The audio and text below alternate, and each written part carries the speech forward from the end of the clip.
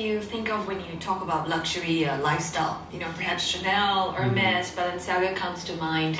But one thing that is common about the world's top luxury brands is that they are mostly Western. So why is there no mention or little mention of luxury brands from Asia? Well, our guest today, Joseph Baladi, thinks he has the answer. He's a veteran branding consultant and explains all in his new book, The Brutal Truth About Asian Branding.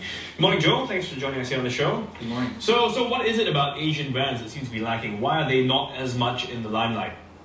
Well, a great deal of the reason for that is that they haven't yet, I think, attracted the attention. They haven't provided a compelling reason for Asians to actually buy into them.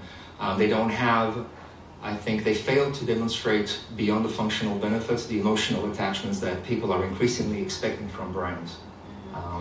But obviously there are brands like, you know, SQ or Tiger Beer and, you know... Sony, these are Asian brands that are still fairly well known. So what have they done right? Yeah. Well, first of all, survey after survey after survey in the region is demonstrating that Asians continue to gravitate towards Western brands. So Asians are saying this. When they have a choice, they are actually identifying 8 times out of 10 Western brands. The 2 brands that continually come up as an exception are in fact SQ and Samsung, 2 examples. Those 2 brands, for instance, are great examples of what brands can do and should be doing in Asia. They have demonstrated the ability to build what I call brand blueprints. Brand blueprints are essentially a strategic identity of the brands. They tell people what the brand stands for. A lot of Asian brands have failed to go through that process properly. So you don't think it's a mindset issue, you know, where the consumer would rather buy like, you know, European or like Western brands, thinking like maybe it's got, you know, it's more durable or it's more lasting? You don't... We've gone beyond that. We have very sophisticated consumers in Asia and globally.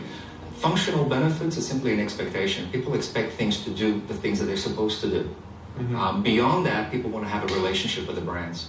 And they are continuing to have a relationship with Western brands. Asian brands haven't yet developed, from a management point of view, they haven't yet developed the willingness and the will to develop those relationships long term. It's a very short-term mentality, and that's part of the problem. But I guess, I mean, we're looking at brands, obviously there are several brands, so I think you're thinking of designer labels, you know, which have a different attachment to people. I mean, you don't go to buy a designer handbag because it's practical, you buy it because of what it's associated with. Whereas a lot of Asian brands, you go buy a Sony CD player because you think it's really durable, you know. So we associate different things with different brands. We're looking for different things from different brands as well. In fact, Asian brands like Sony do well in the US as well because of those reasons. So is it just the right association with the right brand? Absolutely. I think you touched on a very, very important point. People are expecting functional excellence. That is not, when I talk about emotional qualities, it's not at the expense of the brand actually doing exactly what it's supposed to do and doing it well. For instance, the relationship people have with Apple is an emotional relationship. It doesn't mitigate in any way the fact that it needs to work and work very, very well. And that applies equally to Samsung and it applies equally to Sony. People are building relationship with those brands, and they are being, in a sense, defined by those brands. It's part of their lifestyle. It's a reflection of who they are, in a sense. When they pull out an iPhone, it's not simply a phone that actually works. It's a statement about who I am. Okay, it helps that it works. It helps that it works, absolutely. It's an expectation. And Joseph, I believe that you've written a book. We have actually here, this is not the actual copy. Yeah, it's being printed today. Yeah, it's being printed today. So tell us the gist of, you know, how this book is supposed to be helping like companies build their brands. The problem I've encountered over the last 10 years that I've been in Asia, I spent the last 10 years here and in Japan, is a process-driven problem with the creation of brands. And there is an unwillingness in this part of the world, particularly by practitioners in my area, to tell customers, to tell clients, tell CEOs exactly what they need to hear. Hence the title, The Brutal Truth About Asian Branding. Consequently, we've actually created a situation, an environment where mediocre and merely good brands are emerging. There's a problem with that. We are in the midst of what people are heralding as the Asian Chinese century. We cannot have the Asian Chinese century emerge with all of its associations of paradigm shifts unless we have great Asian brands. And what do I mean by great Asian brands? Brands that actually define people.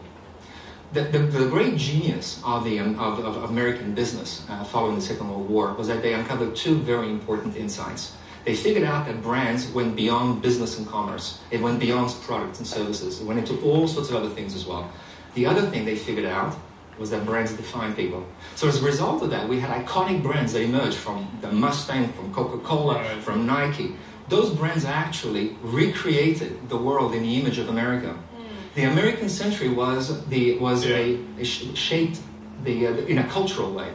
And what I'm wondering is, will we have the Chinese century or the Asian Chinese century reshaping the world with Asian brands? That's what you feel is missing in that sense. Now that it's Asia's turn to sort of run the world to a certain extent, where are the big brands that will lead the way? The real prize is not actually the kinds of FDIs that are coming into Asia and the export-driven economies that are real. The real prize in the future is going to be, can the Asian region, can Asia reshape the world in its own image? But I was just wondering, like, with the Toyota, with the cars being recalled and everything, I mean, they've crafted quite a brand name for themselves. And, with all of that, in terms of how difficult it is, to sort of rebuild that brand, like in Toyota's case, for instance. Well, two things about it. First of all, and I've had a lot of very animated discussions with all our colleagues on this, the book is about Asian brands with a big, massive asterisk, except Japan. That's the first thing.